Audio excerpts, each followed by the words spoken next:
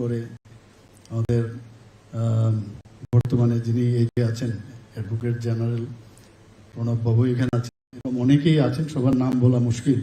আর বিশেষ করে ভূপেন্দার সুপুত্র এখানে উপস্থিত আছেন, এবং এখানে এই যারা সংবাদ জগতের সাথে যুক্ত সমস্ত স্তরের যারা বিশিষ্ট যারা এখানে সাংবাদিক বন্ধুরা এখানে উপস্থিত আছেন, সবাইকে আমি সত্যিই আজকে এখানে উপস্থিত থাকার জন্য অভিনন্দন জানাচ্ছি আপনাদেরকে। তাছাড়া এখানে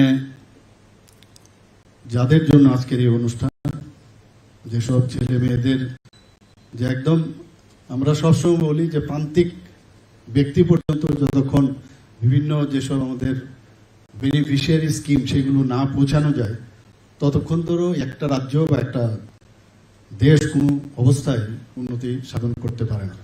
তো ওনারা যেভাবে খুঁজে খুঁজে দূর দূরান্ত থেকে এই গরিব মানুষদের যে এবং অথচ মেরিট আছে তাদেরকে খুঁজে বের করে যে কাজটা এখানে করেছেন, অ্যাবাউট 35 স্টুডেন্টসদের ওনারা নিয়ে এসছেন। আমি এর জন্য এই ট্রাস্টকে আমি মানে আমার হৃদয়ের অন্তর থেকে ওনাদেরকে ধন্যবাদ দেবো যে গত বছর থেকে আপনারা শুরু করেছেন, এই বছরও সেটা আপনারা বজায় রেখেছেন, আগামী দিনও আপনারা নিশ্চয়ই করবেন। সরকারের সাথে সাথে আপনারাও সেই কাজটা করছেন, আমরাও চেষ্টা করছি, কিন্তু আপনারা যে কাজটা করছেন এরকম আপনাদেরকে দেখে অন্যান্য যেসব এই ধরনের ইনস্টিটিউট আছে বেসরকারি পর্যায়ে তারাও কিন্তু উদ্যোগ হবে, that I can tell you. খুবই ভালো কাজ। এবং ভূপেন দত্ত ভৌমিক, ভূপেন্দ্রচন্দ্র দত্ত ভৌমিক এখন নতুন করে জানলাম, কিন্তু ভূপেন দত্ত ভৌমিক সম্পর্কে সবাই জানে সারা ত্রিপুরায়। একটা নাম, ত্রিপুরা রাজ্যে একটা বিশেষ নাম। দৈনিক সংবাদ, আমি জানি না এখানে কতজন জানেন, যারা পুরনো ব্যক্তি হয়তো জানেন, দৈনিক সংবাদের পুরনো নাম ছিল দৈনিক গণ অভিযান, অনেকে জানে না। এবং সেটা RMS সুমনি থেকে আরেকটু সামনে গিয়ে এখন আরেকজনের বাড়ি হয়েছে, সেটা একজন ভট্টাচার্য বাবুর মন্দিরের বাড়ি ছিল, সেখানে উনি সেই দৈনিক গণ অভিযান প্রথম শুরু করেন। আমরা তখন মহান্তুস করে পড়ি, তরতাজা যুবক। এবং যেটা ঘোষক এখানে বলছিলেন যে ক্যালকাটা ইউনিভার্সিটি, এরপর অন্যান্য পত্রপত্রিকায় উনি লেখার পর ত্রিপুরার প্রতি ওনার আকর্ষণে উনি এখানে এসছেন, সেখান থেকে উনি লেখা শুরু করেন এবং খুব অল্প সময়ের মধ্যে কিন্তু উনি প্রতিষ্ঠিত হয়েছিলেন। ঘোড়ানাল লেখনী আমরা সবাই জানি, এবং সেই জায়গার মধ্যে অনেকবার ওই যে দৈনিক গণ অভিযান তার উপর আক্রমণও কিন্তু হয়েছে, আমার চোখের সামনে আমি নিয়ে দেখেছি তখন সেই অফিসে। যাই হোক, আমরা বাইরের থেকে দেখতাম এইসব। তো যখন উনি এই জায়গাটা এখন মানে যেটা বা এখন তো আরেকটা জায়গা ওনারা করেছেন দুর্জয়নগরে, কিন্তু পুরনো যে আসল যে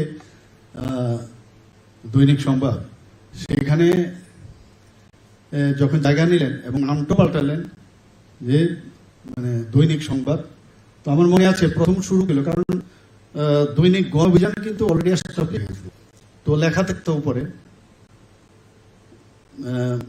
দৈনিক গণ অভিযানের পরবর্তী নাম দৈনিক সংবাদ, এইভাবে কিন্তু শুরু হতো। আস্তে আস্তে করে যখন ডাইলিউট হলো সেটা কেটে গেল সেখানে। তো আমরা বললাম আর এটা কি করলো, দৈনিক সংবাদ আগেরটা তো ভালো ছিল, এখন কি কারণে করেছে আমার জানা নেই। এবং এত এস্টাবলিশড হলো, জাগরণ ছিল সবচেয়ে পুরনো ত্রিপুরাতে, if I am not wrong. সেই জায়গায় উনি যেভাবে মানে ওভারঅল হয়ে ওনার নিজের ব্যক্তিগত যে লেখনির যে শক্তি, তার কারণে সেটা সম্ভব হয়েছে। আমার ব্যক্তিগতভাবে ওনার সাথে খুবই পরিচয় ছিল, ইয়াং ম্যান, প্রোঅ্যাক্টিভ সবসময় ছিলাম। আমাদের মেডিকেলের আন্দোলনের সময় ওনার এখানে যেতাম, তো এইভাবে চলতো। যাই হোক, তো একটা আস্থার বিষয় ছিল, কারণ গভর্নমেন্ট একটা বিরাট একটা জায়গা যেখান থেকে অনেক সময় দেখা যায় বা যারা সমাজে খুব শক্তিশালী ব্যক্তি তারা এমন সব জিনিস অনেক সময় করে যেগুলো মানে তাদের বিরুদ্ধাচরণ বা বিরুদ্ধে কথা বলা একটা বিশেষ শক্তি না থাকলে সেটা সম্ভব নয়। সেই মানসিক শক্তি ওনার মধ্যে ছিল। দৈহিক শক্তির আনইম্পর্টেন্ট, আমি অনেক জায়গায় বলি মাসল দিয়ে কিছু কাজ হবে না, সেই কাজটাও উনি করতেন। এবং বহু লোক যখন অসহায় অবস্থায় থাকতো, দেখতো যে সরকারের বিরুদ্ধে গিয়ে আমার লাভ হবে না, কিছু করার মতো অবস্থা থাকবে না, তখন সব মানুষ একটা আস্থা খুঁজে, একটা বিশ্বাসের জায়গা খুঁজে, যে ভূপেন্দার এখানে গেলে আমার কথাটা যদি আমি বলি, আর উনি কিন্তু এক পলকে বুঝে যায় যে এটা রাইট অর রং। তো সেই জায়গায় দাঁড়িয়ে যখন অ্যাটলিস্ট যে পত্রিকার পাতায়, তখন হয়তো কম পাতা ছিল, আমার মনে নেই, এখন তো প্রায় 12 পাতার কথা বলছেন, তার থেকেও বেশি। সেই জায়গার মধ্যে তখন যদি এটা ছাপা হতো, যে ব্যক্তিটা যেত অ্যাটলিস্ট সে মানে স্যাটিসফাই হতো, আমি যে কথাটা আমি বলতে পারছি না, সমস্ত মানুষের কাছে নিয়ে যেতে পারছি না, উনার মাধ্যমে। আর উনার তো লেখার আপনারা সবাই জানেন, এত সুন্দরভাবে সেটাকে পরিবেশনা করতেন। তো এর মধ্যে যে স্যাটিসফ্যাকশন, সেটা প্রতিটি ব্যক্তি ত্রিপুরাতে ছিল। এবং আমরা দেখেছি যে ভূপেন্দা বহু সহজ সরল মানুষ ছিল, এবং সবসময় যারা অসহায় ব্যক্তি এবং যাদের কোনো রিয়েলি সায়েন্স পিপল, মানে এইভাবে না দুরান্ত ব্যক্তির কথা বলছি না, বিভিন্নভাবে যারা সাফারিং, তাদের কথা কিভাবে সমাজের কাছে নিয়ে যাওয়া যায়। এবং আমি নিজেও দেখেছি বিভিন্ন বিষয়ে আমি যখন বুঝাতে পেরেছি যে এই হচ্ছে, কি করে হবে, আমি দেখছি, ফোন করলো যে এটা কেন হচ্ছে। তো ভূপেন্দার একটা ফোন গেছে মানে এটা সাংঘাতিক বিষয়। আমার মনে আছে যখন আমি ডাক্তারি পাশ করে আমার প্রাইভেট প্র্যাকটিস আমি করছিলাম, প্রায় 9 বছর সময় আমি প্র্যাকটিস করছি।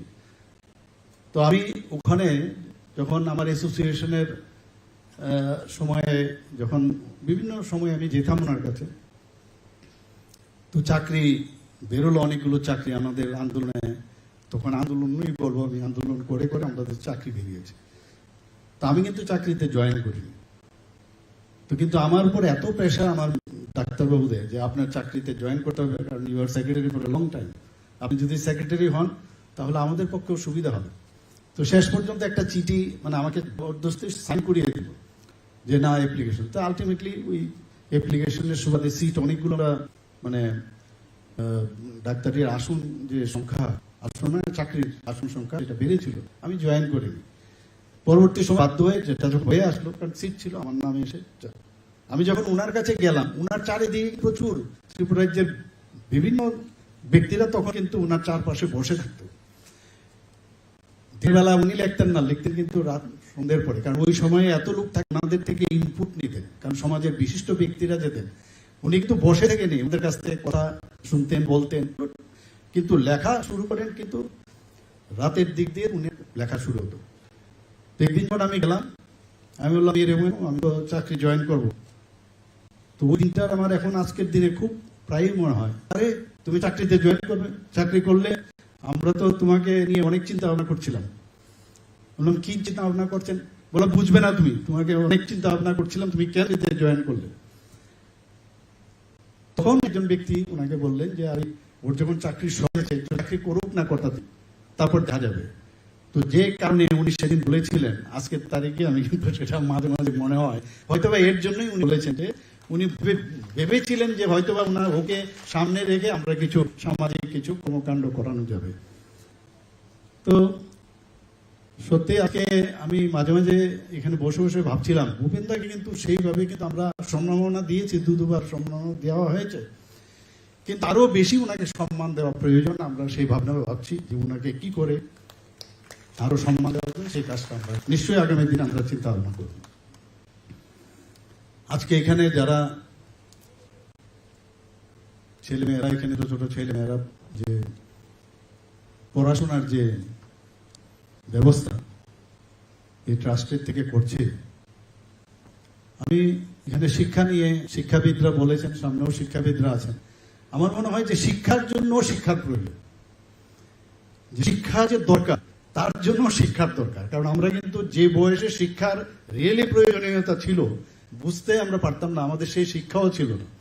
ভাবতাম পড়ার জন্য শিক্ষা, যে কোনো বিষয়ে, এখানে ক্যামেরা না আছে, ওরও শিক্ষা দরকার, যে কিভাবে ক্যামেরাটা প্রপারলি লাগলে এভরিওয়্যার এভরি স্পেয়ার, মানে এত মানে যুগ যুগ ধরে শিক্ষার যে যাত্রা সেটা চলবে। এখানে ছেলে মেয়েরা আমরা বলবো এদের সেই ম্যাচুরিটি আসবে না, যে আর যত বেশি ছোটবেলার থেকে সেই ম্যাচুরিটি আসবে তত বেশি তার শিক্ষার দিক দিয়ে আরো বেশি এগিয়ে যেতে পারবে, এটা আমি মনে করি।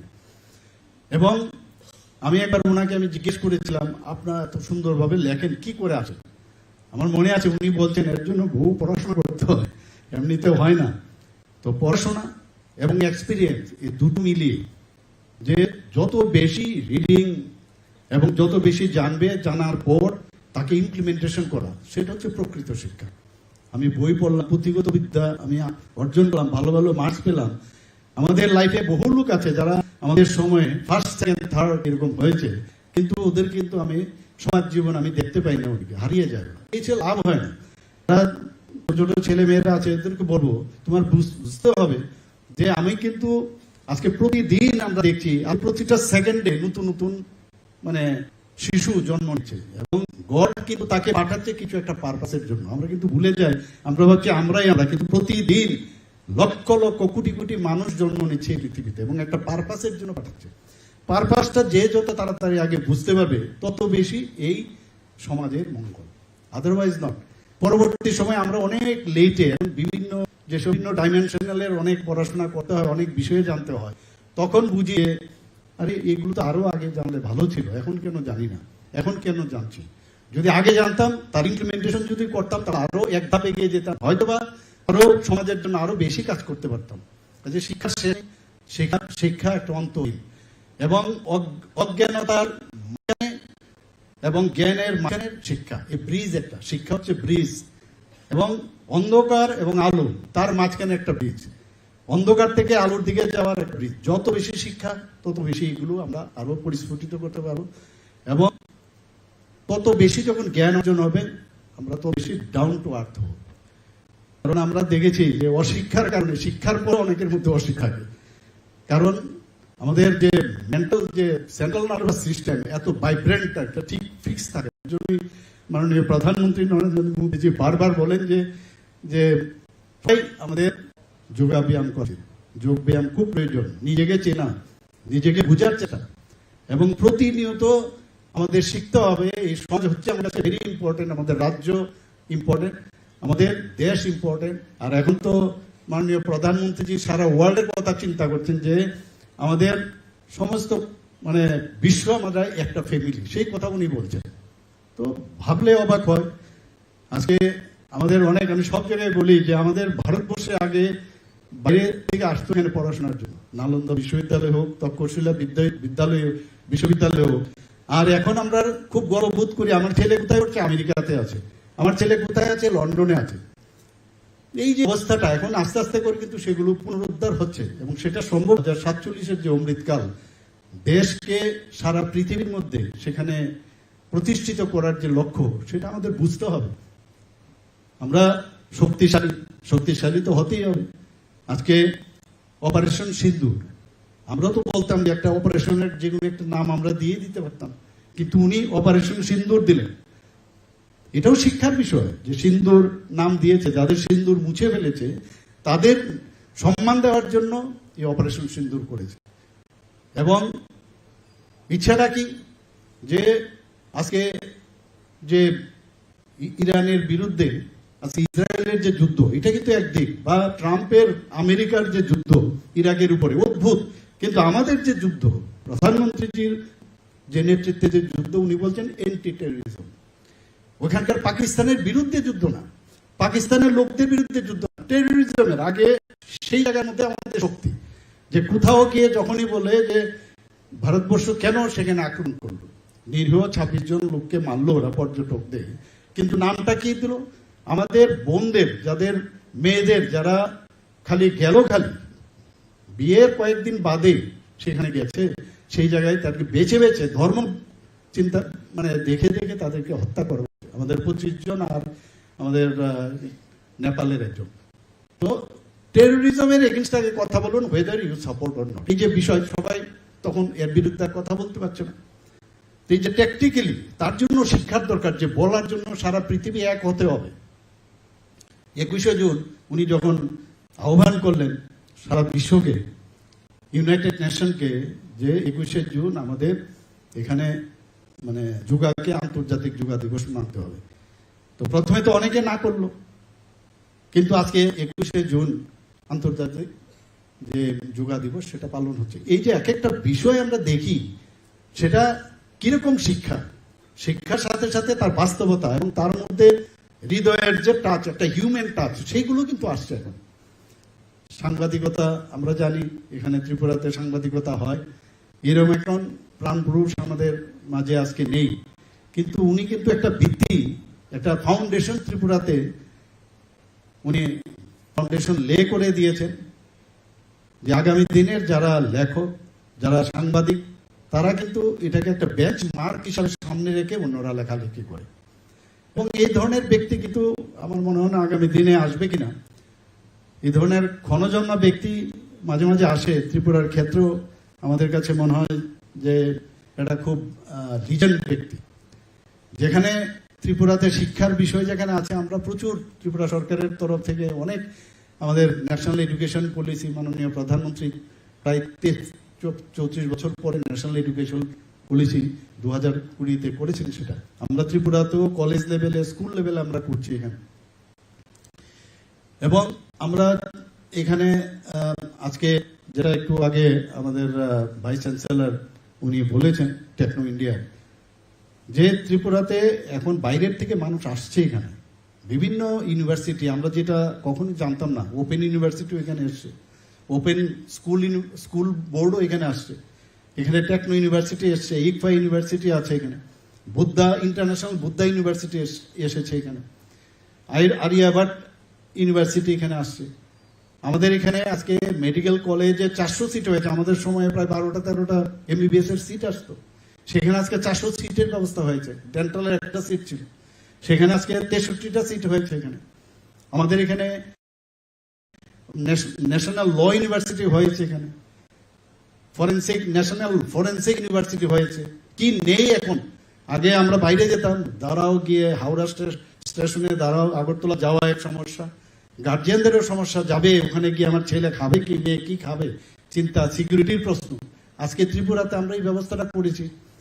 এখানে যে আমাদের যে ন্যাশনাল সংস্কৃত ইউনিভার্সিটি হয়েছে, যখন মহারাজ যে সংস্কৃত বলেন, আমি প্রায়শই বলি হা করে তাকিয়ে থাকি। আমাদের সময় ক্লাস 8-এ সংস্কৃত হতো, মানে মুখস্থ করে কোনো রকমের ভমিট করা পরীক্ষাতে, আর উনার বলছি এত সুন্দরভাবে বলছেন, এবং মনে হয় কেন আমি সংস্কৃতটা শিখলাম না। এই যে জানার যে চেষ্টা, এবং যদি আগের থেকে করতে পারতাম, আজকে ককবরক ভাষা, আমরা এত বছর ধরে জন্মের থেকে আমরা এখানে ককবরক ভাষাটা কেন শিখলাম না? ঠিক আছে, এটা আমার শেখার প্রয়োজনে, কিন্তু আজকে মনে হচ্ছে ককবরকটা যদি আমি শিখতাম তাহলে কত লাভ হতো।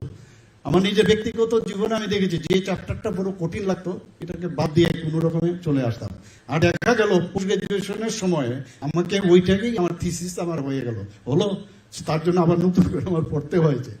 বাদ দিয়ে কোনো সম্ভব নেই, যত পারা যায়। আর এত সময় কম, অথচ অনেক সময়, এই সময়ের মধ্যে তার যে রুচি রেখে তার মধ্যে মানে কনসেন্ট্রেট করে যে জানার যে চেষ্টা, বারবার জানার জন্য আমাদের চেষ্টা করা উচিত। যারা আজকে ছোট ছেলে মেয়েদের আছে, আমি বলবো যে সামাজিক কাজে লিপ্ত হওয়া উচিত। আমাদের বহু জায়গায় আমি দেখি, আমাদের বিভিন্ন ক্লাব হোক, যে কোনো জায়গায় যখন একটা সমস্যা হয়, যে পাশ কাটিয়ে চলে যায়, বলে না আমার ছেলে মেয়ে, আর গার্জিয়ানকে বলে না না তোমার এসবে যেতে হবে না। চ্যালেঞ্জ, জীবনের যে কোনো জিনিসের চ্যালেঞ্জ নিতে হবে, আদারওয়াইজ তো লাভ নেই এই জীবনে। আমি কালকেও বলেছি একটা প্রোগ্রামে, যে একটা বিশিষ্ট স্কুল ত্রিপুরাতে আছে, এবং এই স্কুলে ভর্তি হওয়ার জন্য ওদের ইচ্ছা, অদম্য ইচ্ছা থাকে, কিন্তু ভর্তি হতে পারে না। কিন্তু আমি দেখলাম যে এত বছর ধরে, দীর্ঘ বছর ধরে, যে একটা আইডিওলজি নিয়ে ওই স্কুল থেকে পাশ করেছে। আমি বলছিলাম ওনাদের যে মানে সুপ্রিম, ওনাকে একবার আমার সাথে দেখা হয়েছিল, ওনাকে আমি বললাম আমি তো সমাজে ওদেরকে খুঁজে পাই না, কোথায় ওরা তো একটা পার্টিকুলার আইডিওলজি নিয়ে পাশ করেছে, কোথায় ওরা? বলে বাধ্য হয়ে উনি অনেকক্ষণ চুপ হয়ে শেষ পর্যন্ত বললেন ওরা আসে শুধু তাদের কেরিয়ার তৈরি করার জন্য। তো তাহলে এই ক্রাইসিস পিরিয়ডে কে আমাদের সামলাবে? ওই লোকগুলোকে পাচ্ছি না। আপনারা ওদেরকে কিভাবে ধরে রাখা যায়, আসল বিষয়বস্তু ওনারা জানেন না। আমি আজকে সত্যি আনন্দিত। আমার যদিও একটা প্রোগ্রাম নর্থে যাওয়ার কথা ছিল, সেখানে আমি যেতে পারিনি, ধলাই ডিস্ট্রিক্টে। তো তবুও আমার মনে হয় যে শিক্ষা আমি আজকে পেলাম, তার জন্য ওইটা কিন্তু আফসোসটা আমার মিটে গেছে। সবাইকে অসংখ্য ধন্যবাদ জানিয়ে নমস্কার, ধন্যবাদ, জয় হিন্দ।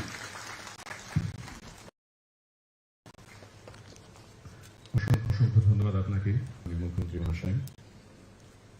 মাননীয় মুখ্যমন্ত্রী মহাশয়ের অনুমতি নিয়ে আমরা একে একে মেরিট কাম মিন্স অ্যাওয়ার্ড তুলে দেব। আমি প্রথমেই অনুরোধ করব মঞ্চে শিলা